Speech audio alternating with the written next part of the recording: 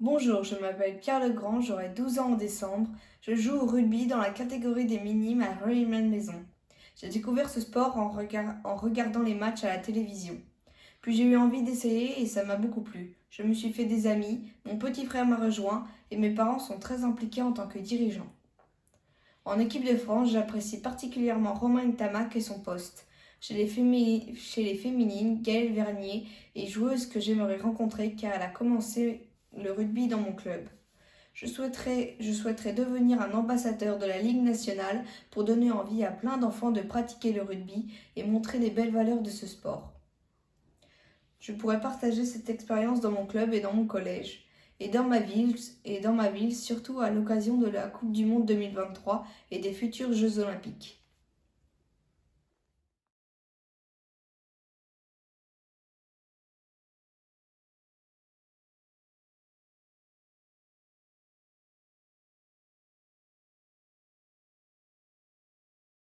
Aujourd'hui, mon club de rugby de Rueil-Malmaison accueille un grand joueur, entraîneur et sélectionneur du 15 de France, Jean-Claude Scrella. Il nous fait l'honneur d'être le parrain de notre école de rugby. Je suis très fière de pouvoir l'interviewer. Bonjour Jean-Claude. Bonjour.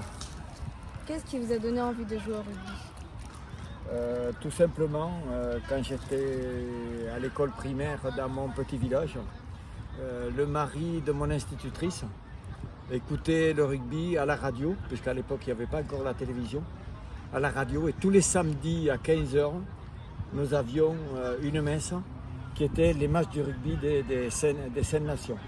Et donc j'ai découvert le rugby au travers de la voix, et en même temps, il avait un ballon, et dans la cour de récréation, on avait un ballon et on jouait tout seul puisque l'institutrice ne faisait pas faire de rugby. Et donc on jouait entre nous en connaissant un peu le jeu,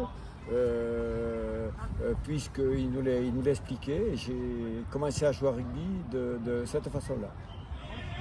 Quelles sont les valeurs morales au rugby les plus fortes? Il y en a beaucoup de valeurs dans le monde du rugby. Il y a beaucoup de valeurs. D'abord, pour moi, les premières, c'est le respect et l'engagement. L'engagement. Au rugby, l'engagement, il est capital parce que le rugby, c'est un sport collectif de combat. Qui dit combat, dit état d'esprit de solidarité. Et dans cette solidarité, si tu n'as pas vraiment un engagement réel de toi, tu peux mettre en danger ton camarade qui joue avec toi. Et donc, pour moi, c'est les deux, c'est l'engagement. Et après, toutes les valeurs qu'on peut trouver autour, le respect, toutes les valeurs que tu veux mettre. Mais pour moi, la plus importante, c'est l'engagement que tu mets, la détermination que tu mets, le sérieux que tu mets dans le fait de jouer au rugby et de vraiment jouer collectivement. Quels sont vos meilleurs souvenirs de joueur ou entraîneur? Alors, j'en ai plein. Mais pour moi, ce qui restera le premier, c'est mon premier titre de champion de France avec mon club formateur qui est l'Île-Jourdain et où j'ai été champion de France de 4e série avec tous mes potes du village. On a été capable d'être champion de France. Et, le village s'est transformé pendant 3-4 mois en jaune et rouge, puisque nos couleurs étaient le jaune et le rouge.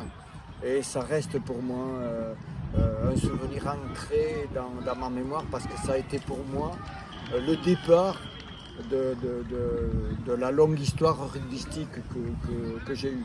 Après, bon, il y a plein de... mon premier match en équipe de France en Afrique du Sud en 71, le titre de champion de France avec Toulouse en 85, la finale de la Coupe du Monde, tout ça. Mais celui qui est numéro un, c'est celui que je te dis, c'est mon titre avec l'Île-Jourdain. Pourriez-vous citer quelques grands joueurs que vous avez côtoyés? J'ai côtoyé vraiment de très très grands joueurs. En France, j'ai joué avec Walter Spanghero, avec Elie Esther, avec Pierre Villepreux, Jo Mazot, Jean Trio, qui étaient à cette époque-là les meilleurs joueurs. Ils faisaient partie des meilleurs joueurs du monde. Mais j'ai joué aussi avec de très grands joueurs comme Barry John qui était gallois, Gareth Edwards gallois. J'ai joué avec les Barbarians britanniques, avec les Lions britanniques. C'est des équipes, c'est pas des équipes de club, c'est des sélections. C'est vraiment vraiment des grands joueurs. Je pourrais t'en citer beaucoup, mais voilà, ceux-là restent pour moi les plus grands de la période à laquelle j'ai joué au rugby. Comment on devient un sélectionneur de l'équipe de France? C'est très compliqué à expliquer. Moi, jamais j'ai pensé que j'aurais été entraîneur de l'équipe nationale. Comment je le suis devenu? Le président de la fédération de l'époque, Bernard Lapassé, qui en 1995, j'entraînais Colomiers. En 1995, m'a appelé pour me dire si je souhaitais être sélectionneur et entraîneur de l'équipe nationale. J'ai réfléchi pas très longtemps. J'ai dit oui parce que c'est une aventure, c'est une énorme aventure. Tu sais, être entraîneur de l'équipe de France, c'est un titre qui est glorieux, mais c'est très compliqué. Avec le recul, je n'avais pas analysé tout ça quand j'ai dit oui. Avec le recul, c'est très compliqué. Tu sais, quand tu es entraîneur de l'équipe nationale, tu es premier levé tout le temps et dernier couché tout le temps. Tu travailles tout le temps, et ton cerveau il travaille tout le temps parce que tu as des joueurs que tu n'as pas en club, que tu vois juste en sélection. Tu dois tout préparer, que ce soit technique, que ce soit en management, que ce soit en soins médicaux, tout ça là. Tu dois tout anticiper, tu travailles en permanence. Et voilà, donc je suis devenu entraîneur, j'ai dit oui, j'ai entraîné l'équipe nationale avec joie, avec beaucoup de plaisir. C'était compliqué, mais bon, on a quand même un peu gagné puisqu'on a fait 2 grands chelems en 97 et 98 et on a fait une finale de Coupe du Monde. Donc j'aurais préféré être champion du monde. Mais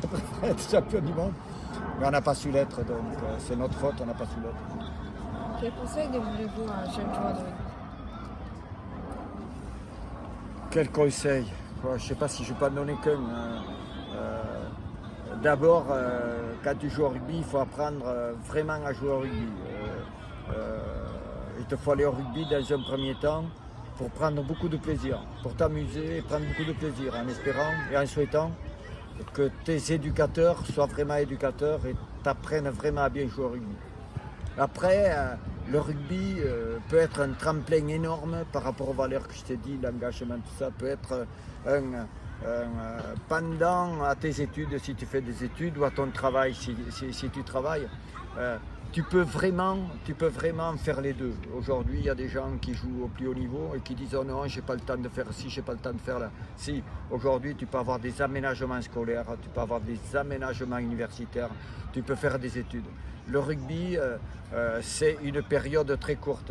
Tu joues de 15 à 30 ans, 32 ans, et après, il te reste une longue vie avec laquelle tu dois vivre, tu dois travailler, Et donc, le rugby, à une image, est un tremplin exceptionnel à la promotion professionnelle. Le rugby, l'image du rugby, qui est encore, même comme elle est très bonne en termes d'évolution, en termes de formation. Donc voilà, moi je te dirais, si tu veux jouer au rugby, joue au rugby, prends tout du rugby, va au rugby, mais en même temps, pense à toi, à ton avenir et construis ton avenir pendant que tu joues au rugby et que tu profites du rugby. Voilà ce que je souhaite vous dire et ce que je disais aux joueurs qui rentraient dans le Pôle France à Marcoussis, je leur disais exactement ce que je te dis là. Et je peux te dire qu'il y en a beaucoup qui ne l'ont pas fait, qui ont pensé qu'en arrivant dans le monde professionnel, ils réussiraient dans le monde professionnel. Ils n'ont pas réussi dans le monde professionnel. Ils ont quitté les études et aujourd'hui ils sont dans une très grande difficulté. Très grande difficulté. Moi j'en ai qui m'appellent encore aujourd'hui pour essayer de les aider. C'est très compliqué. Après il faut reprendre les études quand tu as 30, 32, 33 ans, alors que tu peux faire vraiment les deux choses. Et je vais te dire comment tu peux faire les deux choses. Tu oublies un peu de jouer à la PlayStation, de jouer aux jeux vidéo, de trucs, et tu fais un peu d'école au lieu de faire les deux. Les deux autres, tu auras le temps de le faire plus tard. et tu t'aménages ton emploi du temps. Et c'est très réalisable et c'est très complémentaire. Et c'est très complémentaire en termes de valeur. Vous avez un pronostic pour 2023? Aujourd'hui, je pense qu'il est un peu trop tôt de donner un pronostic pour 2023, mais je pense que l'équipe de France, si elle continue dans la dynamique qu'elle est aujourd'hui, tous les joueurs qui composent l'équipe de France sont de bons joueurs. Au travers de ces bons joueurs, il y a des joueurs plus. Des garçons comme Dupont, Tamac, Ramos, la troisième ligne sont des joueurs, je pense, plus qui peuvent te faire gagner. Et donc je pense qu'elle peut remporter, s'il n'arrive rien, s'il n'y a pas de pépin, je pense que l'équipe de France peut remporter la Coupe du Monde. Parce que je sais que les joueurs, pour en côtoyer quelques-uns, veulent être champions du monde. Ils veulent être les premiers champions du monde, parce que nous on a perdu en finale. Ils veulent être les premiers champions du monde. Et ils se donnent tous les moyens pour être champions du monde. Donc moi je les crois et je les soutiens et je serais très heureux s'ils arrivaient à enfin gagner un titre que la France mérite depuis quelques temps.